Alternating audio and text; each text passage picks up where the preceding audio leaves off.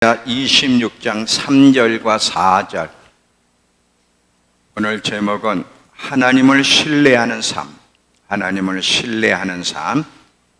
이사야 26장 3절과 4절. 하나님을 신뢰하는 삶이 얼마나 중요하고 그것이 무엇인지를 이제 말씀을 함께 나눕니다.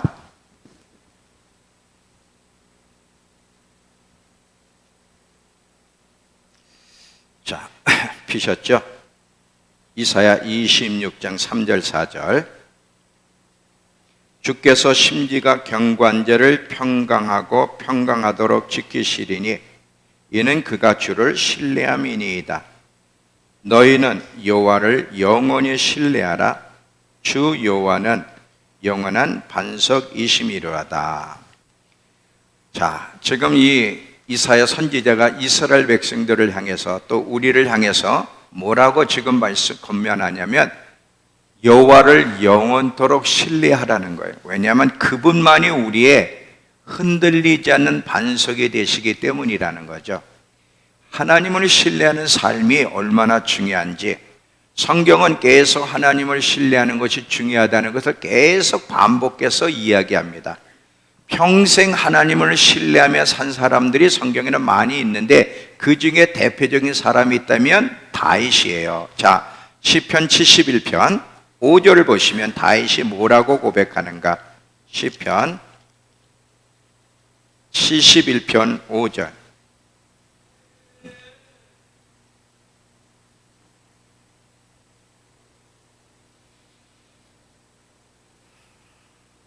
자, 시편 71편 5절에 보니까 다윗이 이렇게 고백을 해요. 주 여호와여, 주는 나의 소망이시여 내가 어릴 때부터 신뢰한 이시로다. 그래. 내가 어렸을 때부터 다윗은 평생에 하나님을 의지하고 하나님을 신뢰하며 산 사람이라는 것을 고백을 해요. 이렇게 하나님을 신뢰하며 산 다윗이 많은 경험을 합니다. 그 경험을 어떻게 또 고백하시는지, 자, 성경 두 군절을 좀 보겠습니다. 시편 32편 10절을 보시면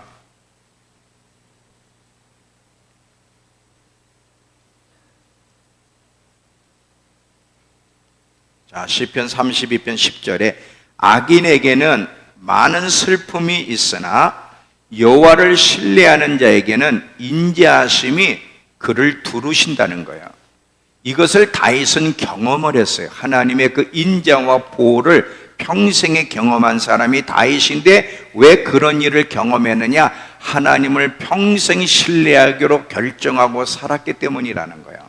이번 118편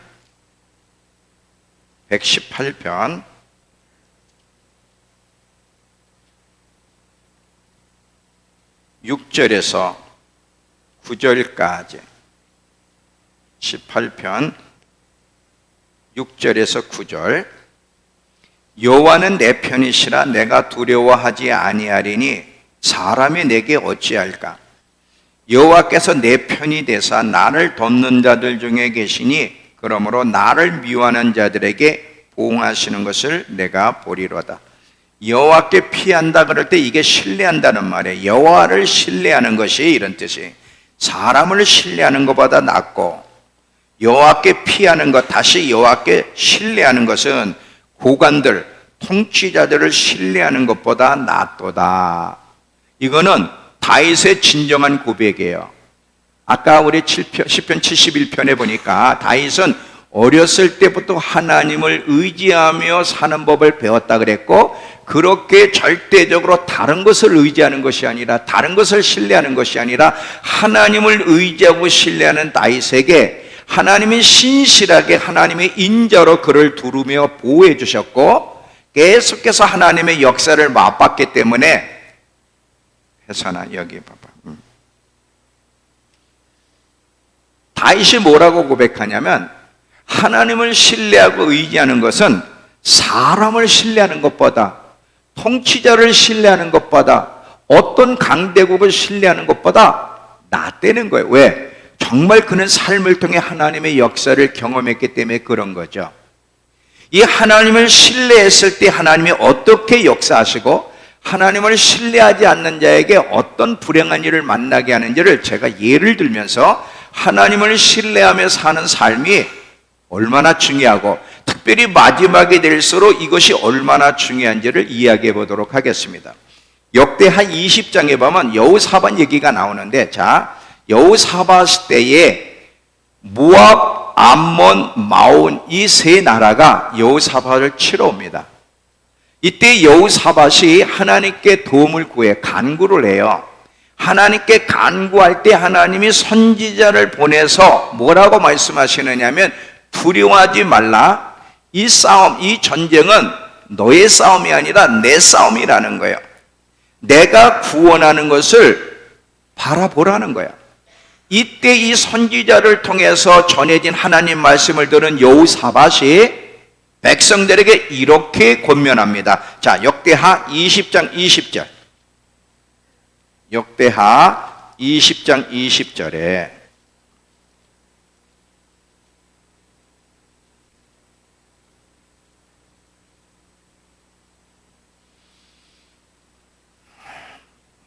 역대하 682페이지 구약 20장 20절 피셨죠? 이에 백성들이 아침에 일찍이 일어나서 드고와 들로 나가니라. 나갈 때에 여호사밧이 서서 이르되, 유다와 예루살렘 주민들아, 내 말을 들을지어다. 너희는 너희 하나님 여호와를 신뢰하라. 그리하면 경고히 서리라.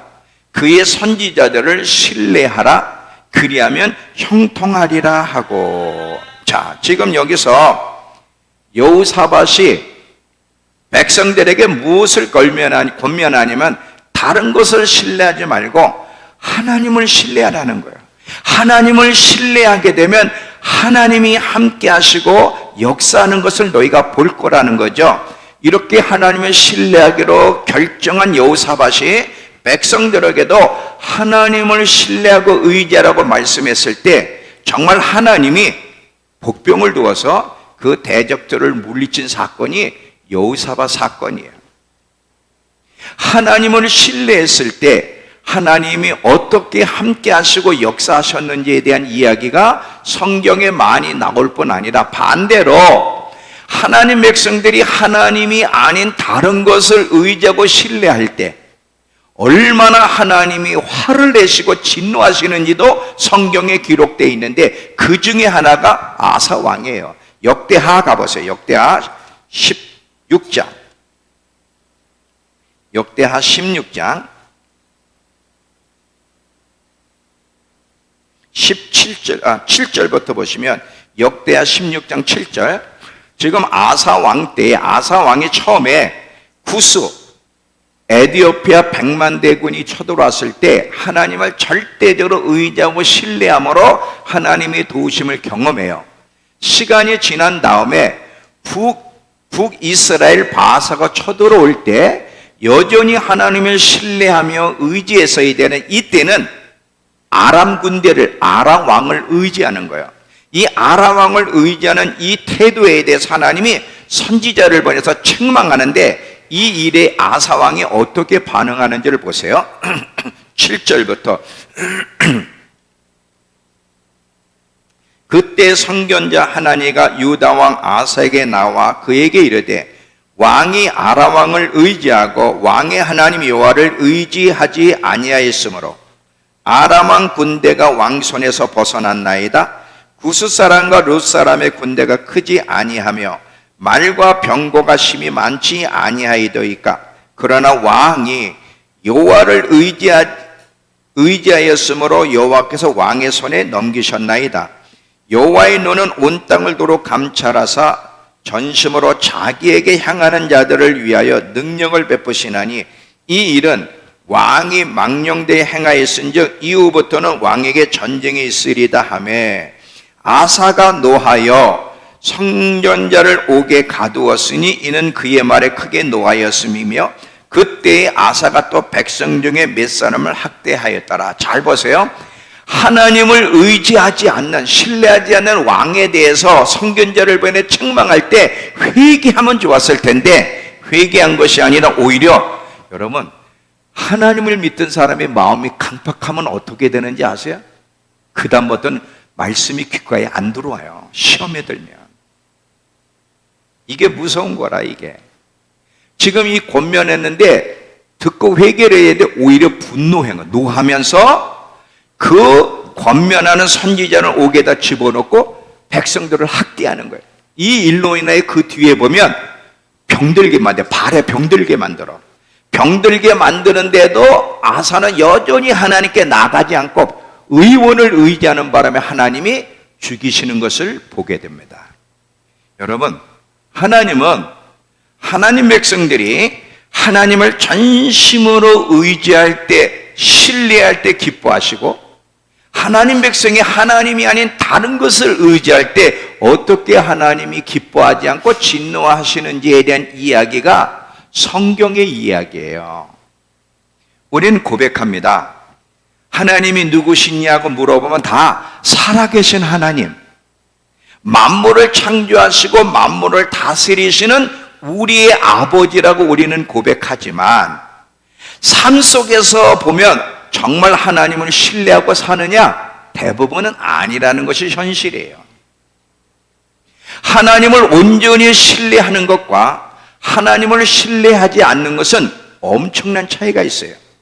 만약에 저와 여러분이 하나님을 온전히 신뢰하며 산다면 우리의 삶 속에 다양한 문제들이 일어날 건데 어떤 문제들이 일어나도 절대로 흔들리지 않고 굳게 서 있을 것이에요.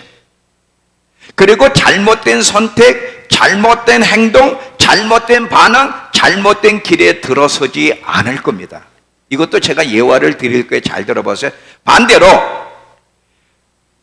하나님을 신뢰하지 않으면 우리 삶 속에 많은 어려움을 만나는데 그 어려움을 만날 때마다 낙심하고 두려워하고 흔들리는 이유, 그리고 잘못된 반응, 잘못된 행동, 잘못된 선택을 하는 이유는 하나님을 온전히 신뢰하지 못하기 때문에 나오는 반응들이에요. 자, 예를 드릴게요. 마가복음에 보면 제자들이 풍랑을 만난 사건 2번 기록하고 있는데 마가복음 4장에서는 예수님이 제자들과 배에 같이 있어요. 근데 풍랑이 일어나는 거야. 막 거친 파도.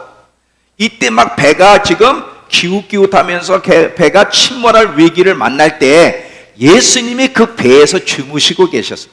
어마어마한 풍랑이 일어났는데도 예수님이 어떻게 그 위기 속에 주무실 수 있었고 제자들은 막 지금 난리가 나는 거야. 막 두려워 떨면서 지금 예수님이 옆에 계신데도 의식을 안 하고 두려워 떨면서 난리를 칠 때 예수님이 깨어나셔가지고 예수님 왜 가만히 계십니까? 우리가 죽게 된 걸 모르십니까? 예수님이 깨어나신 다음에 제자들에게 뭐라고 얘기냐면 어찌하여 무서워하느냐? 어찌 믿음이 없느냐 그랬어요. 지금 여러분 제자들은 벌써 이미 오병이의 떡 먹던 기적을 봤어요. 예수님이 누구신지를 옆에서 엄청나게 봤는데도 풍랑 사건 속에 예수님이 옆에 있는데도 예수님을 의식하지 않고 두려워 떨었다는 거예요. 이 일에 대해 너희가 어찌 두려워 떨고 있느냐?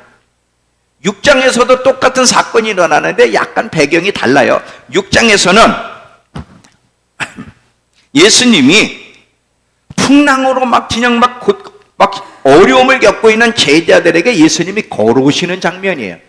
4장에서는 같이 물속에 있었다면 6장에서는 이제 그 바다 위를 걸어오시는 막 제자들은 막 난리치는 거예요. 그때 예수님을 딱 보더니 유령인 줄 알고 놀릴 때 두려워하지 마라. 나다. 유령이 아니다. 그러면서 예수님이 이제 배에 오르시면서 그 파도가 엄청난 광풍에 그쳤어요. 그쳤을 때 제자들이 놀랄 때 52절의 성경에 뭐라고 얘기하는지를 보겠습니다. 마가복음 6장. 마가복음 6장 52절을 보니까 왜 제자들이 그렇게 두려워 떨었는지를 성경은 이렇게 얘기를 해요. 자, 이는 그들이 그 떡대신 일을 깨닫지 못하고 도리어 마음이 둔하여졌기 때문이다. 이렇게. 자, 이 얘기가 뭐냐면 지금 여러분 이 엄청난 풍란 사건에서 제자들이 두려워 떨었던 이유는 뭐냐면 빵 기적, 이미 그 앞에 있었던 5병이여 7병이여 이 빵 기적을 보고도 빵 기적을 생각하지 못하는 거야. 마음이 둔하여졌다는 게 뭐냐면 이 기적의 사건이 그들 마음속에 파고 들어가지 않았다는 거야. 이게 놀라운 거야. 만약에 예수님 옆에서 기적을 안 봤더라면, 예수님이 누구신지를 몰랐더라면 그 어려운 상황 속에 두려워하는 게 당연한데, 예수님을 따라다니면서 예수님이 하나님의 아들이고 그분이 어떤 기적을 베푸셨는지 옆에서 계속 보았는데도 그들이 본 기적이 그들의 마음속에 들어와 그들을 사로잡지 못하니까 어려운 문제를 만날 때마다 마치 예수님을 안 믿는 사람처럼, 기적을 안 본 사람처럼 낙심하고 두려워 떤다는 거지. 너희는 어찌하여 두려워하느냐 그랬어. 성경이 뭐라고 얘기를 하냐면 지금 떡 떼시던 일을 깨닫지 못하고 도리어 마음이 둔하였기 때문이다. 이렇게 돼. 이게 놀라운 거예요, 이게. 예수를 믿지 않는 사람이 두려워 떨면 당연한데, 예수를 믿는 사람들이, 우리 늘 고백하잖아요. 노래도 그런 노래 있죠. 신뢰함으로, 뭐 그런 노래 있잖아. 그 한두 번 부른 게 아니야. 신뢰함, 누구를 신뢰하는지 모르겠지만 신뢰함으로. 우리 계속 말씀을 들으면서 예수님이 누구시고 하나님이 누구신지를 계속 우린 듣고 노래도 하는데, 실제는 상황을 만날 때는 전혀 하나님을 신뢰하지 않는 것처럼 반응하는, 이건 이스라엘 백성들의 모습이나 우리의 모습이나 똑같다는 거예요. 이게 주님의 마음을 슬프게 하는 거죠. 어찌하여 무서워하느냐? 너희 믿음이 어디 갔느냐? 너희가 봤잖아, 내가 누구인지. 근데 왜 지금 그 문제에 두려워 떨고 염려하고 낙심하느냐? 믿음이 어디 갔느냐는 거예요. 그러니까 예수를 믿어도 우리가 이런 식으로 예수를 믿으면 의미가 없는 거지, 사실은. 아브라함과 사라도 하나님을 온전히 신뢰하지 못하죠. 분명히 자식을 준다. 네 몸에서 약속의 자식이 나올 거야. 분명히 말씀하셨는데 오랜 시간 동안 그 약속이 안 이루어지니까 믿음이 흔들리는 거예요. 믿음이 흔들리고 하나님에 대한 신뢰가 떨어지다 보니까 해서는 안 될 행동, 선택을 하는 거예요. 사라에게, 하갈에게 가서 이스마엘을 낳는 행동은 하나님을 신뢰하지 못하기 때문에 한 잘못된 행동이에요. 하나님을 신뢰하지 못하게 되면 우리가 이렇게 잘못된 선택, 잘못된 반응, 잘못된 행동을 하게 되는, 그래서 하나님의 뜻을 거스르게 되는 이런 일들을 벌이게 되는 거예요. 물론 나중에 아브람과 사라는 회복이 됐죠. 그래서 로마서 4장에 보니까 바랄 수 없는 자에게 바라고 믿는 사람, 100세가 되어 아브라함은 자기 나이가 100세가 되고 사라는 90세가 되어 절대 자식을 낳을 수 없는 그런 불건한 상황 속에서도 믿음이 약하여지지 않고, 믿음이 없어 하나님의 약속을 의심치 않고 믿음에 견고해져서 하나님께 영광을 돌리고 회복이 됐어요. 하나님을 신뢰하기로, 하나님을 믿는 믿음이 회복이 됐죠. 사울 왕 때 블레셋이 쳐들어와요. 사울 왕 때 블레셋이 쳐들어오니까 백성이 두려워서 다 도망가 버렸네. 도망가니까 이제 사울도 두려워 떠는 거예요. 두려워 떠는데 사무엘이 오기로, 내가 일주일 만에 올 거다, 이래 만에 올 거니까 기다려라. 근데 사무엘이 오기로 된 기한까지 안 오고 블레셋은 쳐들어오고 이제 두려웠기 시작하는 거예요. 두렵다 못해 끝까지 못 기다리고 하나님을 신뢰하지 못해서 어떤 잘못된 행동을 하는가, 스스로 제사를 드리게 됩니다. 이거 제사는 왕이 드리는 게 아니에요. 제사장들이나 선지자들이 드리는 건데 사무엘이 드려야 될 것을 왕이 두렵다 보니까 신뢰하지 못해서 잘못된 행동을 하게 되는 거죠. 이 잘못된 행동에 대해 신뢰하지 못함으로 잘못된 행동한 이 사울을 향해 어떤 선고가 내려지는지를 보세요. 사무엘상 13장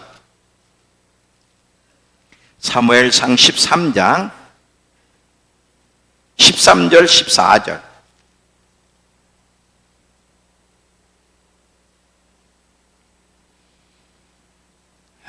사무엘상 13장 13절 14절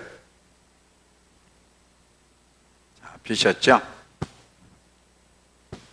사무엘이 사울에게 이르되 왕이 망령되이 행하였도다. 왕이 왕의 하나님 여호와께서 왕에게 내리신 명령을 지키지 아니하였도다. 그리하였더라면 여호와께서 이스라엘을 위해 왕의 나라를 영원히 세웠을 것이거늘 지금은 왕의 나라가 길지 못할 것이라. 여호와께서 왕에게 명령하신 바를 왕이 지키지 아니하였으므로 여호와께서 그 마음에 맞는 사람을 구하여 여호와께서 그를 그 백성 지도자로 삼으셨나이다 하면서 이 일로 사울이 버림받고 하나님이 하나님의 마음에 맞는 사람을 왕으로 다시 세우기로 작정하셨는데 그게 다윗이에요. 내 마음에 맞는 사람, 이게 뭐예요? 하나님을 신뢰하는 사람. 하나님을 신뢰하지 못한 사울은 버림받고 어렸을 때부터 하나님을 신뢰하며 자란 다윗을 하나님이 왕으로 선택한 이야기가 성경의 이야기예요. 여러분, 이 내용 하나하나는요, 하나님 백성이 하나님을 신뢰하지 못할 때, 믿지 못할 때 얼마나 하나님의 마음 아파하시고 하나님 백성들이 하나님을 신뢰할 때 얼마나 하나님이 기뻐하시는지 이 감정을 알려면 여러분 부모가 돼봐야 알아. 부모가 될 때 자식이 그렇게 속을 새길 때 마음이 아프고 자식이 정말 반듯하게 자라고 부모를 기쁘게 할 때 얼마나 마음이 흐뭇해? 자, 이 부모가 자식이 학교 다닐 때 학비서부터 학용품 값을 다 대줄 수 있는 능력이 있는데 이 자식이 고민하는 거예요. 하루는 엄마가 너 무슨 고민에 빠져 있니? 그랬더니 처음에 말을 안 해. 딸아, 말해봐. 뭔데? 엄마, 나 학용품 사야 될 돈이 없는데 학용품 살 돈이 없어서 지금 고민해요. 너 학용품은 엄마 아빠가 사줄 수 있잖아. 근데 그게 신뢰가 안 돼요. 엄마 아빠가 나 학비 대줄 능력이 없을 것 같고 학용품 사줄 것 같은 신뢰가 안 돼서 고민해요. 그 소리를 들으면 할렐루야야? 기쁘냐 이거지. 귀시야 되길 한다. 마음이 무너지는 거예요. 똑같은 짓을 하는 거예요. 우리가 하나님 앞에 똑같은 짓을. 이스라엘 백성들이 왜 자꾸 바알에게 가고 우상 숭배했어요? 하나님을 믿지 못하는 거야. 바알에게 가서 바알에게 비누는 이유는 뭐야? 바알이 자기들을 풍요롭게 만들어줄 수 있다고 믿기 때문에 자꾸 우상에게 가서 제사를 드린 거야. 하나님을 신뢰하지 못하기 때문에. 우리가 그런 짓들을 한단 말이지. 이 모든 게 다 하나님을 신뢰하지 못할 때 나오는 반응이에요. 근데 하나님이 다윗을 선택하면 뭐라 그랬냐면 저는 내 마음에 맞는 사람이라는 거예요. 왜 그래요? 다윗이 아까 고백했잖아요. 어렸을 때 자기는 하나님을 신뢰하며 잘했다고. 시편 118편에 뭐라 그랬어요? 하나님을 신뢰하는 것이 사람을 신뢰하는 것보다 낫고 하나님을 신뢰하는 것이 고관, 통치자를 신뢰하는 것보다 낫다고 그의 경험 속에 분명히 고백하고 있기 때문에 하나님이 다윗을 기뻐하셨던 거예요.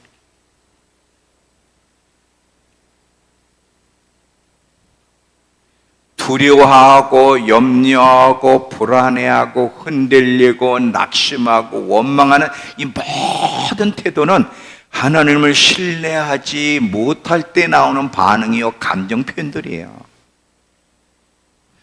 그래서 예수님이 우리에게 반석 위에 집을 지어야 된다는 얘기를 계속하고 있는데 잘 보세요. 반석, 흔들리지 않은 반석 위에 우리의 집을 지으려면 조건이 있어요. 뭐냐?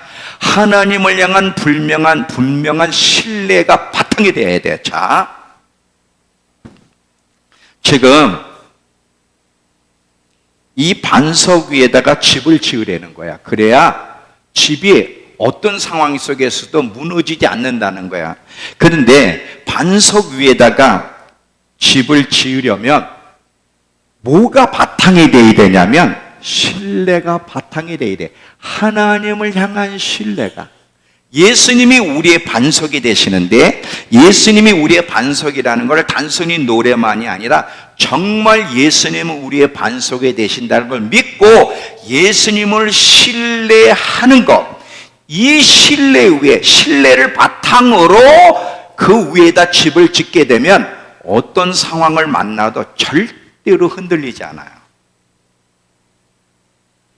우리가 지금 예수를 믿으면서도 흔들리고 요동치는 것은 노래는 하고 머리로는 예수님이 우리의 반석 대신 주님, 뭐 노래를 할 수는 있을지 모르지만 실제로 예수님이 우리의 반석이라는 걸 믿지 않기 때문인데, 왜 예수님을 우리의 반석으로 믿지 못하냐면 그분을 신뢰하지 못하기 때문이고, 왜 신뢰하지 못해요? 그분이 누군지를 모르기 때문에 신뢰를 못하는 거예요. 이 순서 잘 봐요. 자, 예수님이 우리의 반석이 되시는데 그분을 반석으로 믿지 못하는 것은 그분을 향한 신뢰가 지금 없다는 거예요. 노래는 하지만 실제로 신뢰하지 못해. 그건 못 기다리는 거지. 그러니까 자꾸 요동치는 거예요. 제자들이 바닷가에서 풍랑을 만난 거는 우리가 상황을 만날 때 계속 감정이 요동치고 막 흔들리는 것과 똑같은 거야. 왜 그래? 신뢰하지 못해. 그럼 왜 신뢰가 없어? 하나님을 진짜 누구인지를 알지 못하기 때문에 그러는 거야. 그러면 하나님을 알지 못하는 이유는 뭐야? 이건 이제 풀어갈 거예요. 결론을 먼저 얘기합니다. 하나님을 알아가는 일에 힘쓰지 않았기 때문에 하나님이 누구신지를 모르고 있고, 모르면 신뢰가 바탕이 안 되는 거고, 신뢰가 없으면 반석의 집을 지을 수 없다.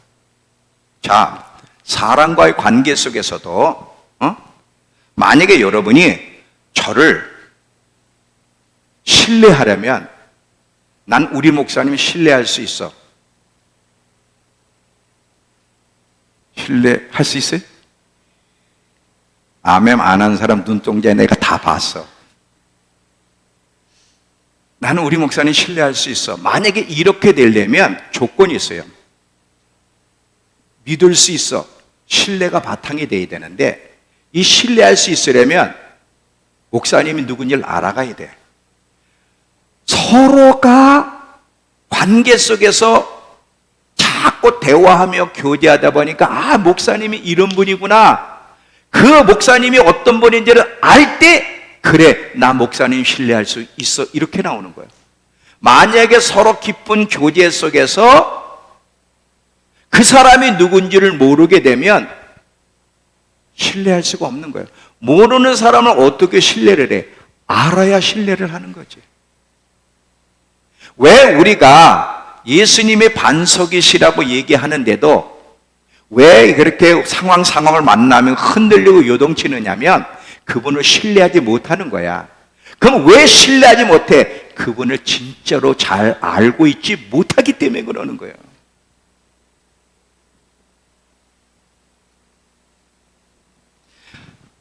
그분이 누구신지 알게 되면, 정말 예수님을 신뢰하는 믿음이 있으면 절대 흔들리지 않아요.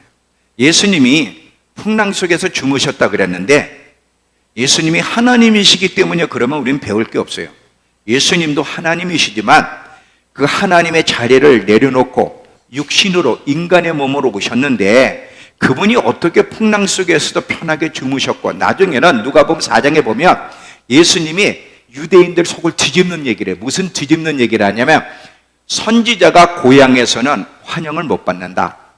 그러니까 내가 고향에 왔는데 니네가 나를 환영하지 않는다는 거. 그러면서 뭐라고 그러냐면 문둥병자가 있었는데 그 문둥병자가 많아. 이스라엘에도 문둥병자가 있었는데 아람 건데 나만만 고침받았고 엘리야가 기근의 때에 누구한테 공개를 받으러 갔냐? 시돈 여인 사렙다 가보에게 공개받으러 가서 완전 이스라엘을 무시하는 거 지금. 이게 이스라엘 사람을 화나게 만들어가지고 예수님을 낭떠러지까지 밀고 가는 거예요. 낭떠러지까지 밀고 떨어뜨리려고 하는 순간에 누가복음 4장에 예수님이 유유히 걸어갔대. 그냥 어떻게 이 순간에도 흔들리지 않고 요동치지 않고 당당하게 걸어갈 수 있었어요? 신뢰요. 하나님의 때가 되지 않으면, 십자가를 지는 때가 되지 않으면 누구도 예수님을 건드릴 수 없다는 신뢰, 하나님에 대한 신뢰가 있었기 때문에 그렇게 당당한 거야.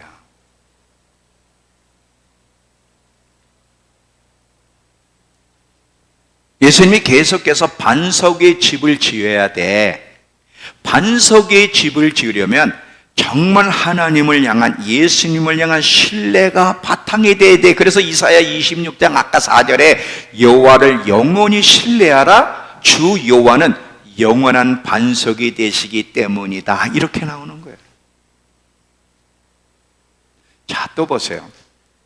사도 바울이 이제 로마로 갑니다. 가이사 황제에게 복음을 전하러 이제 배를 타고 가잖아요.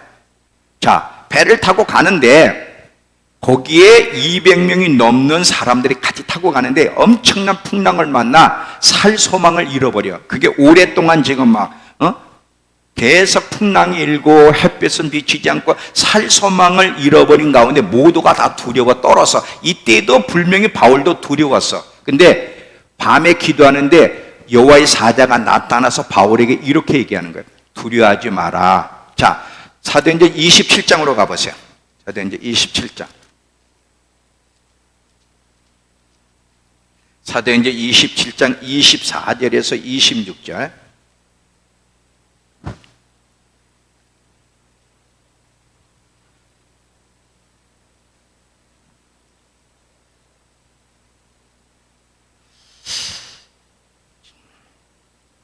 바울아, 두려워하지 말라. 내가 가이사 앞에 서야 하겠고 또 하나님께서 너와 함께 항해하는 자를 다 내게 주셨다 하였으니, 이 음성을 딱 듣고는 그 마음에 확신이 생겼어. 신뢰가 딱 들어오는 거야. 그러므로 여러분이 안심하라.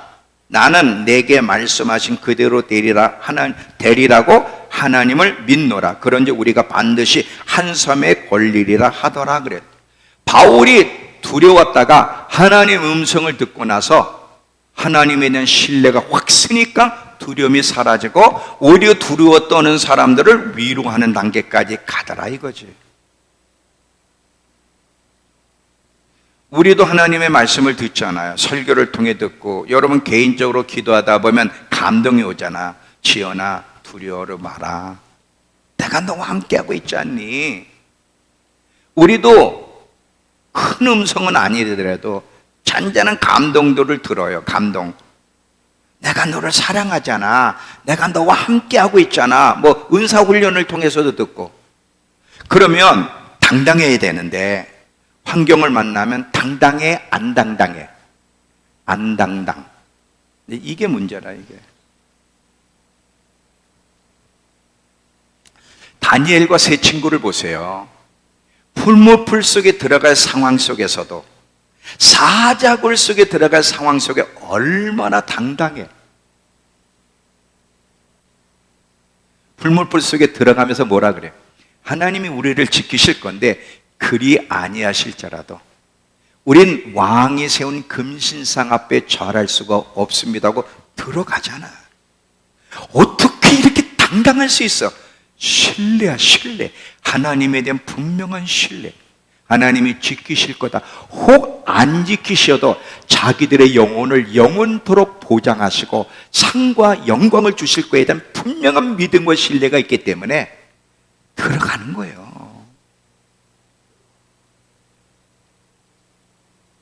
근데 이게 남 얘기가 아니다. 환난 때 이제 이 진가가 드러나요. 환난을 만나면. 하나님을 신뢰해야 된다는 것은 이론적으로는 이해가 돼요. 근데 실질적으로 우리가 지금 하나님을 신뢰하지 못하며 믿음 생활하는 게 지금 이게 문제예요. 이걸 그냥 내버려 두게 되면요, 나중에는요, 신뢰가 떨어질 정도가 아니라 기대감 자체가 없어요. 하나님에 대한 기대감을 잃어버린 사람 손 들어봐. 자연아 고맙다. 네가 있어 행복해. 죄만이 아니야. 다야, 다. 하나님에 대한 신뢰가 있어? 없어. 처음에는 신뢰가 있었지. 그래도 하나님은 당신의 약속을 들어주실 거야. 근데 오랫동안 지체가 돼. 아브라함과 사라가는 나중에 비웃었어요. 하나님의 말씀에 웃었다니까. 기대가 없는 것 자체가 아니라 그냥 완전히 바닥이야. 마른 풀과 같은 바닥이야. 비웃었단 말이에요. 기대감이 있어요? 없어요.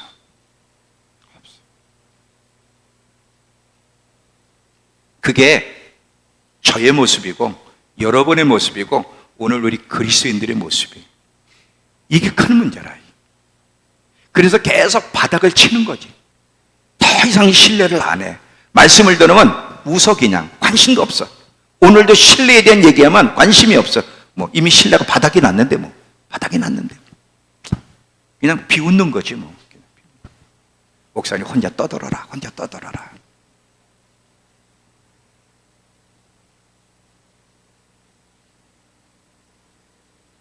이렇게 되면 순간순간 어려움을 만날 때 우리가 어려움을 딱 만나면요, 그리고 내가 지금 어려움에서 못 벗어나게 되면 제가 그랬잖아요. 여긴 하나님의 계획과 뜻이 있다고.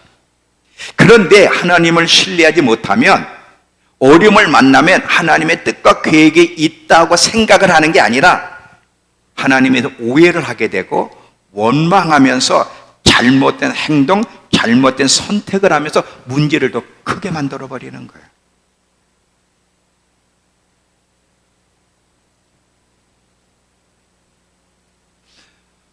자, 이스라엘 백성들이 애굽에서 10가지 재앙의 기적을 경험하고 막 기뻐서 이제 광야로 나가는 거예요. 나가다가 홍해까지 다 왔어.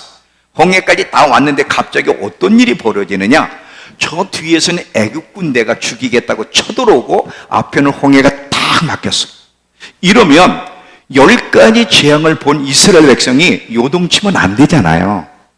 요동치면 안 되고 이름에도 불구하고 하나님을 신뢰하며 당당하게 서 있어야 되는데 뭐라고 지금 요동을 치냐면 모세를 원망.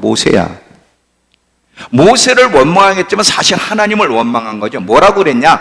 매장지가 없어서 우리를 이곳까지 이끌어 죽게 했느냐고 원망해요. 아니, 어떻게 이런 말을 할 수 있어? 매장지가 없어서 우리를 이곳까지 와서 죽이려고 했느냐? 어떻게 기적을 본 사람들이 이런 표현을 할 수 있냐 이거지. 우리도 그런 소리를 해요. 그 소리를 하나님이 들으신다니까.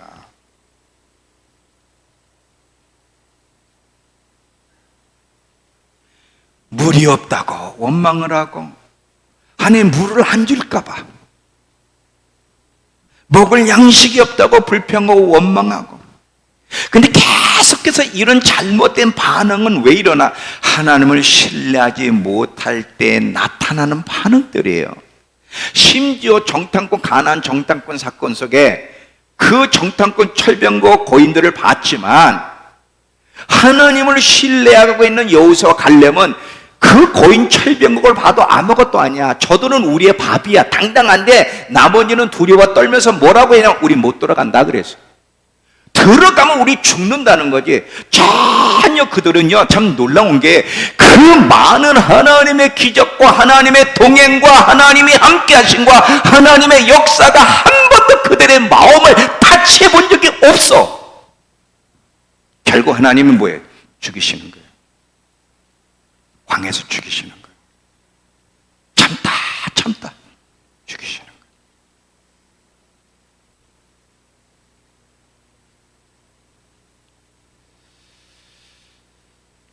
우리 이렇게까지 가면 안 되는 거야. 성경의 이야기는 남 이야기가 아니에요. 우리의 이야기예요.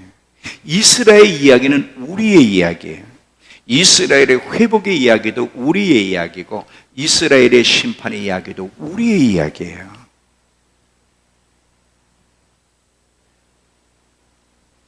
정말 저와 여러분이 반석 위에 지금 집을 짓고 있는지를 확인하려면 우리의 반응, 우리의 태도를 봐야 되는데, 위기를 만났을 때, 어려움을 만났어.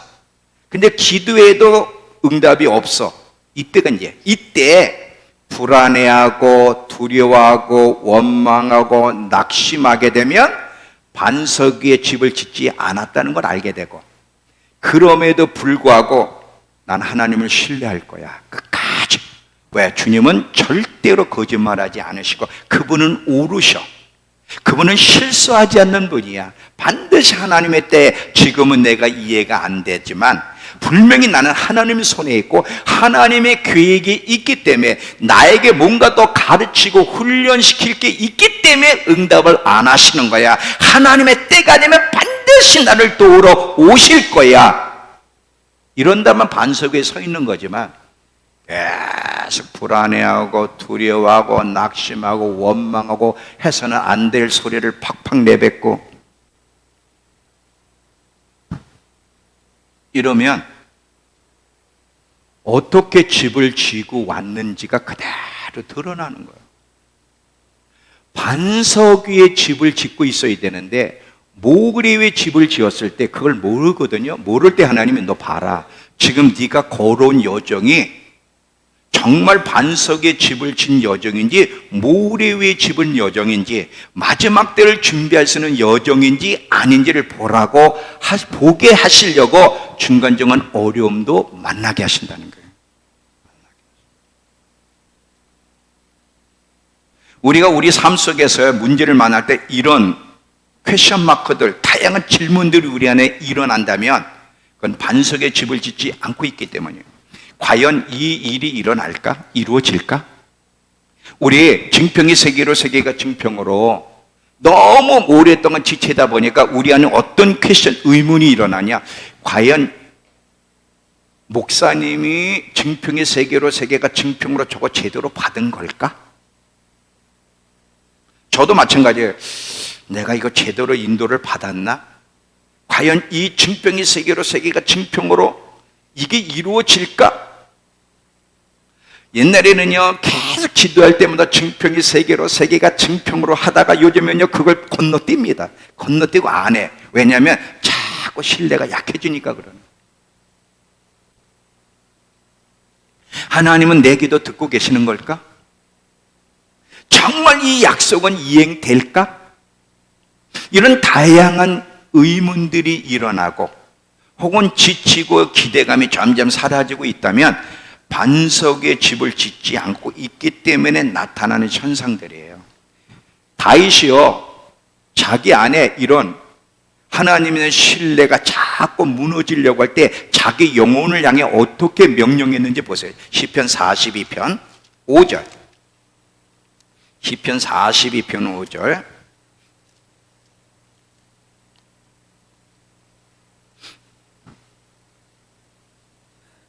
시편 42편 5절입니다. 내 영혼아, 내가 어찌하여 낙심하며 어찌하여 내 속에서 불안해하는 것. 다윗도 인간이기 때문에요 어려운 여정의 문제가 풀어지지 않을 때 잠시 하나님의 신뢰가 무너지려고 그랬어요. 이때 그냥 내버려두지 않고 자기 영혼을 향해 명령을 하는 거야.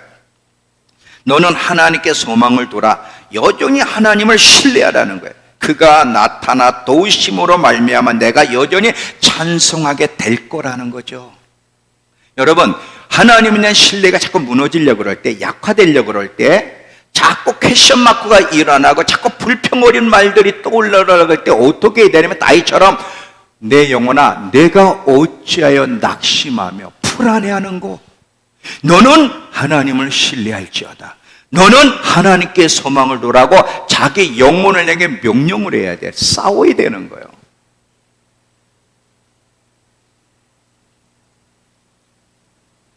반석 위에 집을 짓는 것이 얼마나 중요한, 하나님을 신뢰하는 것은 지금도 중요하지만 특별히 마지막 때 가면요, 하나님을 신뢰하며 사느냐 아느냐가 우리의 운명을 완전히 갈라놓을 건데, 여러분 잘 봐요. 우리 지금 마지막 때 성경 공부를 하잖아요. 하나님이 우리에게 왜 마지막 때 성경 공부를 하게 하시는지 아세요? 자, 앞으로 어떤 일이 일어날지 세상 사람 모르지만 우린 다 이미 알았어. 왜? 이사야 46장 10절에 보니까 하나님은 시초서부터 마지막 때에 다 알리신다 그랬어요. 자, 마지막 때에 어떤 아직 우리 미래를 볼 수는 없지만 그 미래에 어떤 일이 일어날지 이미 성경이 기록하고 있기 때문에 마지막 때를 공부하게 되면 마지막 때 어떤 일들이 일어날지 알게 돼. 왜 공부시키시는 걸까? 그때 그 세상에 일어날 일들에 대해서 사람이 기절하고 쓰러지고 넘어질 때 하나님을 신뢰함으로 넘어지지 말라고 공부시키는 거예요. 지금 이사야 40장을 가보시면 하나님이 우리 이방인 교회를 향해서 이스라엘 사람들을 위로하라는 명령이 떨어지는 걸 보는데, 자, 이사야 40장 1절 보면, 너희 하나님이 이르시되 너희는 위로하라, 내 백성 이스라엘을 위로하라. 너희는 예루살렘 마음에 닿도록 말하며 그것에게 외치라. 그 노역의 때가 끝났고 그 죄악의 사함을 받았느니라. 그의 모든 죄로 말미암아 여호와의 손에 벌을 배나 받았느니라 할지니라. 그래요. 자, 9절에 아름다운 소식을 시온에 전하는 자여 너는 높은 산에 오르라.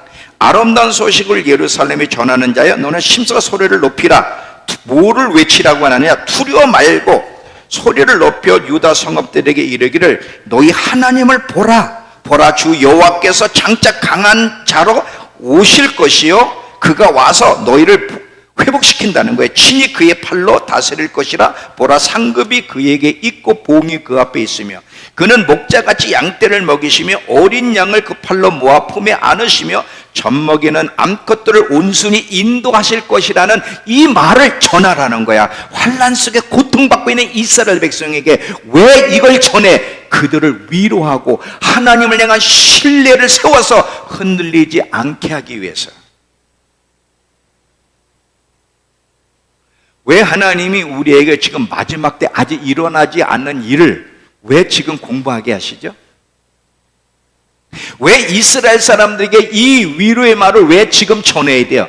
그때 가서 그들이 넘어지지 않으려면 하나님이 누구신지 하나님에 대한 신뢰가 있어야 되기 때문에.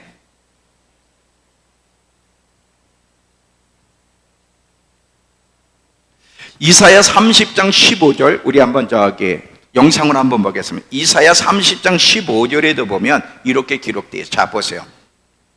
하나님이 계속해서 말씀하시는 거예요. 주 여호와 이스라엘의 거룩하신 분이 너희는 돌아와 말없이 나를 신뢰하라. 그러면 너희가 구원을 받고 시문을 얻을 것이다 하셨으나 너희는 그렇게 하기를 원하지 않았다. 계속 나를 신뢰하려는데도 거부하는 거예요. 이스라엘 백성들은. 하나님을 신뢰하며 살아가는 삶, 신뢰를 구축하는 삶이 우리의 삶에 얼마나 중요하고 특별히 마지막 때를 만나는 우리, 마지막 때로 들어가는 우리에게 이것이 얼마나 중요한지를 여러분들이 이해를 하셔야 돼요. 하나님에 대한 신뢰가 없으면 무너집니다. 안 되는 거예요. 그러면 하나님을 향한 신뢰를 어떻게 키워나가시느냐? 아까 제가 다 이미 결론냈죠. 관계, 하나님과 관계. 하나님과 시간을 많이 들여서 하나님이 누구신지를 알아가는 일에 시간을 많이 들여야 돼. 사람과의 관계에도 그 사람에 대한 신뢰가 구축되려면 그 사람과 시간을 들여서 서로 교제하며 알아가는 시간이 많아야 되듯이 하나님에 대한 신뢰가 구축되려면 하나님과 교제하는 시간이 많아지면서 하나님이 누구신지를 알아가는 일을 계속해서 힘써야 돼. 알아가는 만큼 하나님에 대한 신뢰가 구축되는 거예요. 그런데 이렇게 하나님에 대한 신뢰가 구축되는 일을 노력하지 않고 하나님을 알아가니 힘쓰지 않는 가운데 교회 생활하게 되면 어떤 일이 벌어지냐면 신뢰감은 점점 바닥이 나고 기대는 없고 마른 풀과 같은 그런 신앙생활을 하게 되는 거예요.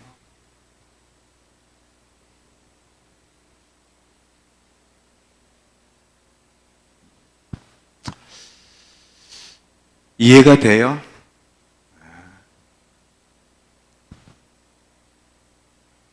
하나님에 대한 신뢰가 있어야 되는데 하나님의 신뢰가 구축되려면 하나님과 관계를 잘 맺어야 돼요. 하나님과 시간을 들이며 하나님을 알아가는 일에 여러분 힘써야 돼요. 자, 우리 이런 태도 안 됩니다. 자, 이 말만 하고 마무리할게요. 잘 들어보세요. 학교도 이 학교 학생들도 보면 초등학교의 과정이 있고 중학교의 과정이 있고 고등학교의 과정이 있고 대학교의 과정이 있어요.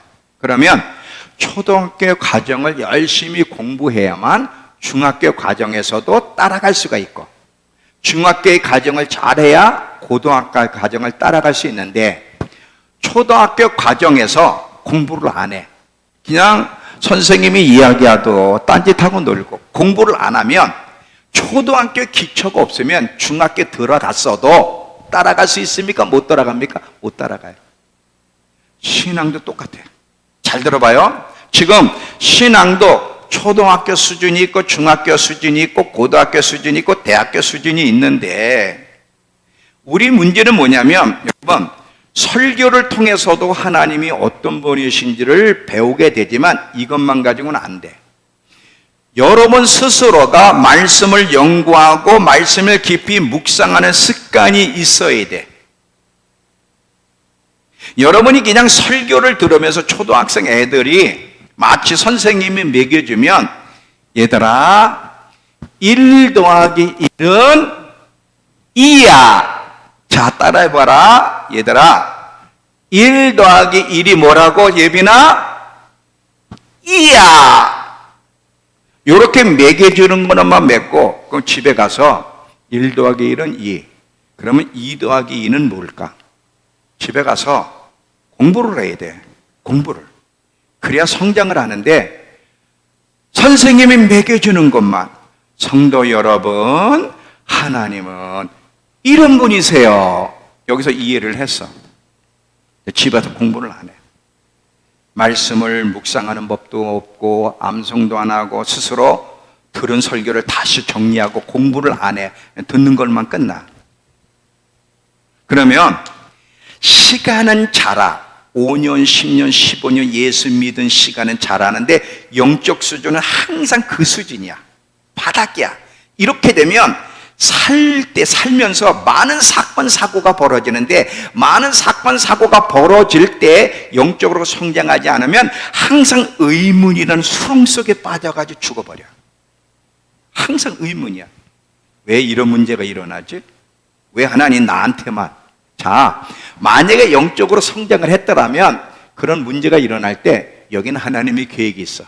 하나님의 목적이 있기 때문에 이 일을 허락하시 이렇게 해석을 할 텐데 이게 영적으로 성장하지 못하고 초등학교 수준이다 보니까 자꾸 예수 믿으면 사건, 사고는 자꾸 많아지잖아요. 사건, 사고는 많아지고 뜻대로 안 되는 일이 많을 때 계속 의문이라는 수렁 속에 빠져버리는 거예요.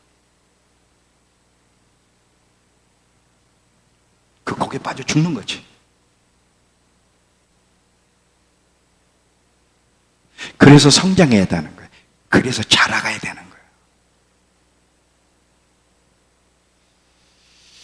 자, 결론입니다. 마지막 때를 준비하는 길, 반석의 집을 짓는 거예요. 반석의 집을 지으려면 하나님이 누구신지를 알아가는 일에 시간을 들이고 알아가며 신뢰를 구축해야 돼. 신뢰를 구축할 때 반석의 집을 짓게 되고 반석의 집을 짓게 되면 어떤 환난의 여정을 만나도 절대로 흔들리지 않고 요동치지 않을 겁니다. 여러분, 지금 여러분이 반석의 집을 짓고 있는지 모래 위에 대칭 짓고 있는지는 지금 여러분이 만나는 사건, 사고 속에서 어떤 식으로 반응하는지를 보면 여러분이 반석의 집을 짓고 있는지 모래의 집을 짓고 있는지 아주 위험한 신앙생활을 하고 있는지 제대로 하고 있는지 그대로 드러납니다. 하나님을 신뢰함으로 말미암아 반석의 집을 짓고 마지막까지 흔들리지 않는 신앙 속에 승리하는 우리 모두가 되기를 축원합니다. 다 같이 기도합시다.